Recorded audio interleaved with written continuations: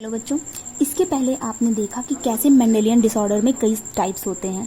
तो अब आपको अगली हेडिंग देखनी है क्रोमोसोमल डिसऑर्डर। क्रोमोसोमल डिसऑर्डर छोटी टॉपिक है, लेकिन इससे पहले आप समझिए जो क्रोमोसोमल डिसऑर्डर है, नाम से पता चल रहा है कि इसमें क्रोमोसोम में ही कोई चेंजिंग होगी।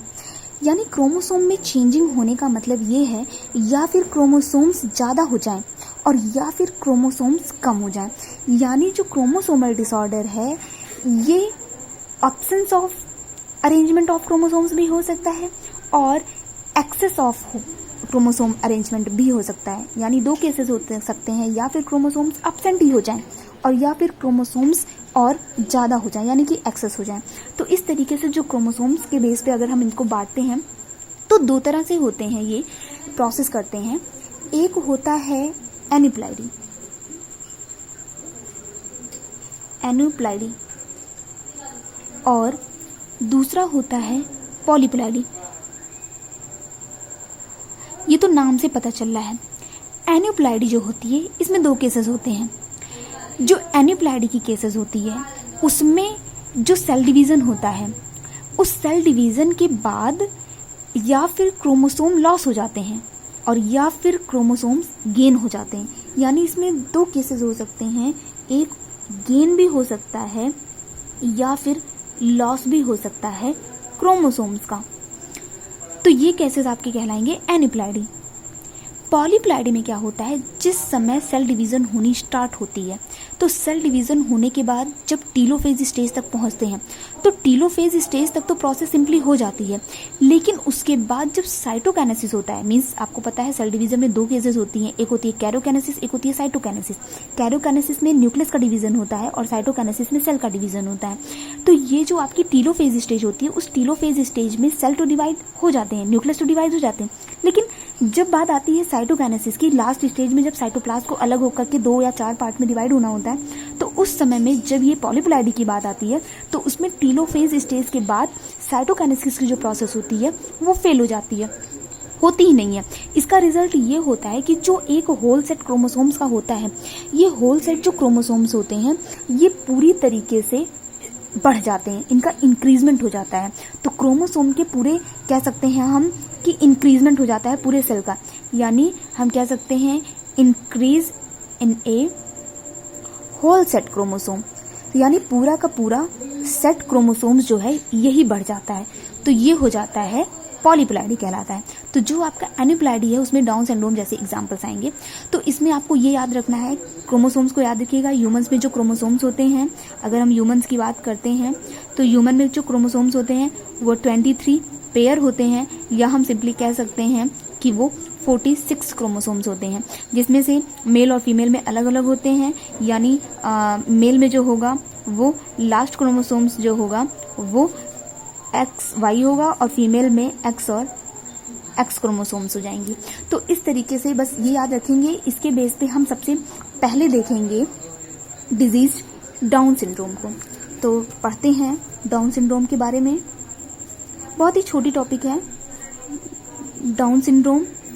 इस डाउन सिंड्रोम में होता क्या है, जैसे हमने आपको बताया कि ऑटोसोम्स जो होते हैं वो टोटल 22 पेयर्स ऑटोसोम्स होते हैं, चाहे वो मेल हो चाहे वो फीमेल हो, 22 ऑटोसोम होते हैं। और 22 ऑटोसोम्स होने के बाद जो 23rd पेयर मेल और फीमेल का होता है, ये 23rd पेयर है, हम 23rd पेयर की बात कर रही हूँ।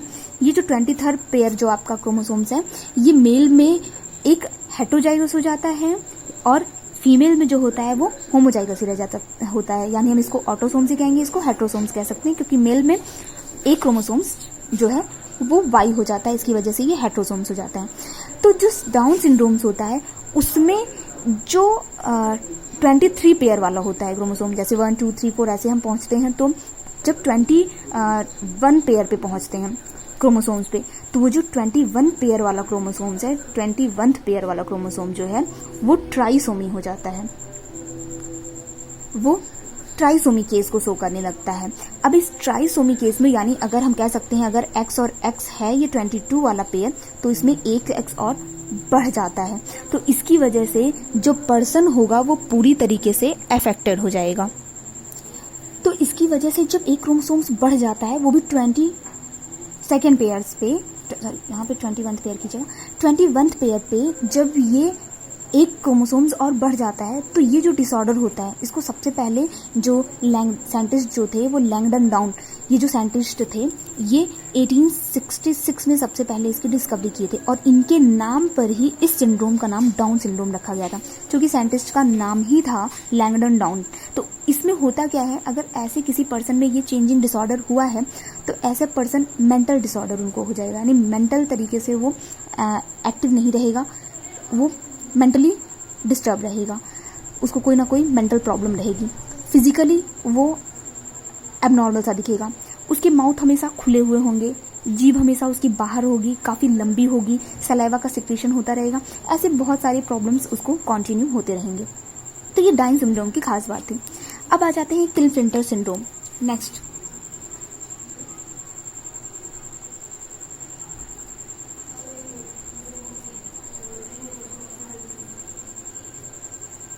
क्लिनफिल्टर सिंड्रोम को देखते हैं।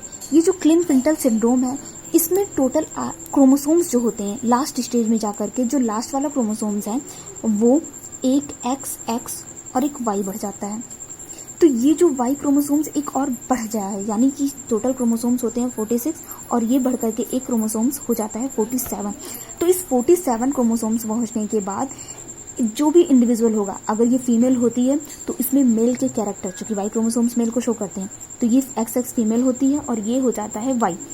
ये Y क्रोमोसोम्स के आने की वजह से जो ये ऐसे जो फीमेल्स होंगी वो मैस्कुलिन डेवलपमेंट दिखाने लगेंगी इनके अंदर, जैसे कि इनके ब्रेस्ट का बढ़ना, यानी फेमिनिन, अगर वो फेमिनिन है तो मैस्कुलिन कैरेक्टर को दिखाने लगेगा, अगर वो मैस्कुलिन है तो वो फेमिनिन कैरेक्टर को दिखाने लगेंगे, यानी दोनों ही अपने अपोजिट सेक्स को कैरेक्टर को दिखाने लगेंगे।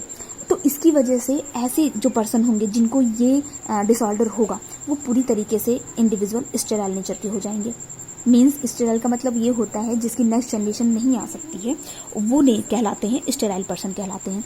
तो जो क्लिनफिल्टर सिंड्रोम के जो भी पर्सन होते हैं, इंडिविजुअल होते हैं, वो स्टेराइल नेचर के होते हैं। अब हम आ जाते हैं टर्नर। याद रखिएगा इसमें 47 क्रोमोसोम्स होते हैं। जो टर्नर सिंड्रोम्स होता है, ये टर्नर सिंड्रोम्स जो होते हैं इनकी एक खास बात होती है, जो इनका 45 क्रोमोसोम्स, जो कि 46 क्रोमोसोम्स होते हैं इसमें, तो जो 45 क्रोमोसोम्स तक तो सेम होता है, लास्ट के जो एक क्रोमोसोम्स होते हैं वो गायब हो जाते हैं, यानी हम कह सकते हैं 23rd पेयर वाला जो क्रोमोसोम्स है वो X और 0 हो जाएगा, यानी एक क्रोमोसोम्स कम हो जाएगा। तो इसकी वजह से इसमें टोटल क्रोमोसोम्स जो होंगे वो 45 ही रह जाएंगे। इसमें 47 हो गए थे, 47 हो गया तो क्लिनफिल्टर सिंड्रोम हो गया। और अगर एक क्रोमोसोम्स कम हो गया, यानी 46 होना चाहिए और एक क्रोमोसोम्स 23rd पेयर का हट गया है, यानी अगर वो XY है तो Y क्रोमोसोम हट गया, XX है तो X क्रोमोसोम्स हट गया। तो अगर ये हट जाते हैं तो ऐसे सिंड्रोम्स हमारे कहलाते हैं टर्नर सिंड्रोम कहलाते हैं। तो ऐसी जो फीमेल्स होती हैं वो भी स्टेराइल नेचर की ही होती हैं, इनकी भी नेक्स्ट जनरेशन नहीं आएगी। तो इनके ये फीचर्स की वजह से इनके अंदर सेकेंडरी सेक्सुअल कैरेक्टर की भी कमी होगी। सेकेंडरी सेक्सुअल कैरेक्टर यानी मेंस्ट्रुएशन साइकिल जो होगी वो इनके अंदर नहीं होगी, और अगर मेंस्ट्रुएशन साइकिल इनके अंदर नहीं चल रही है, मीन्स ये अपने नेक्स्ट इंडिविजुअल को नहीं प्रोड्यूस कर सकती हैं। तो इस तरीके से ये जो सिंड्रोम्स होते हैं ये ऐसे डिसऑर्डर हैं जिसमें मैक्सिमम केसेस में हमें जो पर्सन मिलेंगे वो स्टेराइल नेचर के ही मिलेंगे। तो इस तरीके से हमें क्रोमोसोमल डिसऑर्डर में ये 3 पढ़ना था। डाउन सिंड्रोम जिसमें 23rd पेयर्स पे एक क्रोमोसोम्स बढ़ जाते हैं, और क्लिनफिल्टर सिंड्रोम्स में जो लास्ट क्रोमोसोम्स होता है 23rd पेयर, उसमें क्रोमोसोम्स बढ़ जाते हैं, 47 हो जाता है। टर्नर सिंड्रोम्स में जो 45 लास्ट क्रोमोसोम्स, यानी हम कह सकते हैं 23rd जो क्रोमोसोम्स है उसके एक क्रोमोसोम्स कम हो जाते हैं और 45 क्रोमोसोम्स हो जाते हैं। तो इसकी वजह से ये एबनॉर्मलिटीज आ जाती है। तो ऐसे हमारे होते हैं इस सारे डिजीज को, इस डिसऑर्डर को हम कहेंगे क्रोमोसोमल डिसऑर्डर, क्योंकि ये जो चेंजिंग हो रही है वो क्रोमोसोम्स में हो रही है। तो इस तरीके से ये चैप्टर आपका लास्ट टॉपिक था।